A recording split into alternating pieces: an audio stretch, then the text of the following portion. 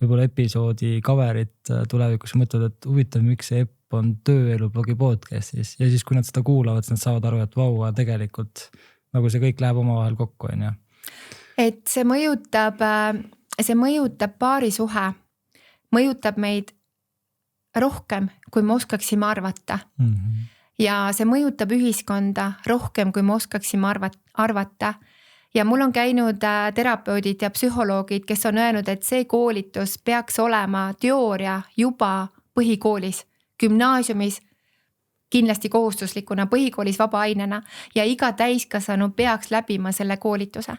Sest see ei ole seksikoolitus, mida ma teen, vaid see on inimeseks olemise õpetus, et kuidas jõuda enda algolemusse, kuidas olla see inimene, kes tõesti ei kahjusta iseennast ja teisi ja loob väärtuse ühiskonda, et meil kõigil oleks siin koos hea olla. Sest see inimene, kes armastab iseennast, oskab armastada teisi. See, kes armastab ja väärtustab ennast, armastab ja väärtustab teisi.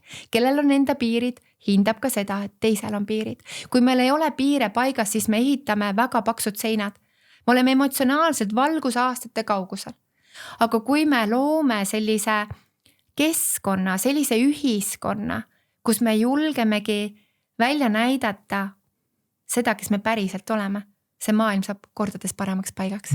Ja see kandub edasi ka ettevõtte klientidele ja siis lõpuks Exceli tabelisse, kus sa näed rohelisi numbreid, eks ole. Just. Ma toon ühe näite, see oli mõned aastad tagasi. Hommikul kell 10 pidi hakkama eritellimusega koolitus, helistan õele, õde on mul assistent Jaanika ja ütlen, kuule, et mitte ühtegi inimest ei ole. Jaanik ütleb, oi, nad just helistasid, et nad jäävad hiljaks. Ja vaatan siis aknast välja, suur buss, bussist astuvad välja, kõik sinisest riiksärkides mehed, tumesinised püksid jalas ja tulevad stuudiosse ja mina, et oi, et nii tore, eks ju. Et kuidas selline mõte, et terve ettevõte nagu meeskond. Ja siis see juhataja ütles, et meie saime kätte eelmise aasta majandustulemused ja meie konkurentfirma, neil läheb paremini kui meil ja me kuulsime linna pealt jutte, et nad käisid sinu koolitusel. Okei, aga kuidas ettevõte võiks ikkagi arvustada? Lisaks sellele, et konkurendi töötajad käisid sinu koolitusel, sa kuulsid seda juttu.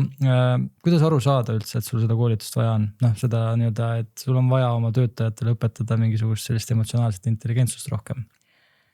Mis on nüüd nii-öelda siis mingisugused nüansid, mis sa näed seal tiimis sees?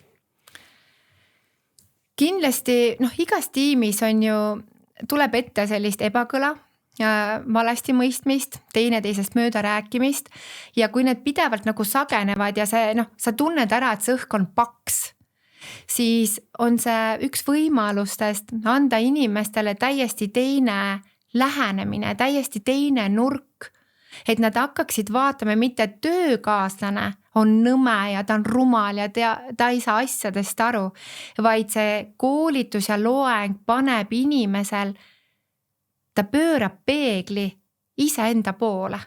Aga mida mina saan muuta? Ma ei saa oma töökaaslast muuta, ma saan muuta ainult iseennast. Ja mis on need nipid ja mis on need suunad ja mis on see teadlikkus, et kuidas siis seda teha, kuidas seda muutust ellu viia? Väga äge. Ma arvan, et siinkohal võib-olla see on kõige parem lõpp, kuidas üldse lõpetada saame, et pööra peegel enda poole ja vaata iseendasse, mis sa teha saad eraelus, et siis tööelus paremaid tulemusi saavutada, kolleegidega paremini läbi saada. Kui sa peaksid nagu, ma tea, kokkuvõtlikult ütlema ühe asja, et kuidas inimene nagu, või millest võiks alustada, et oma nagu get your shit together nagu asjadega alustada, et siis eraelu asjad paika saada, et olla karjääris edukam. Mis see oleks? Esimene asi päris ausalt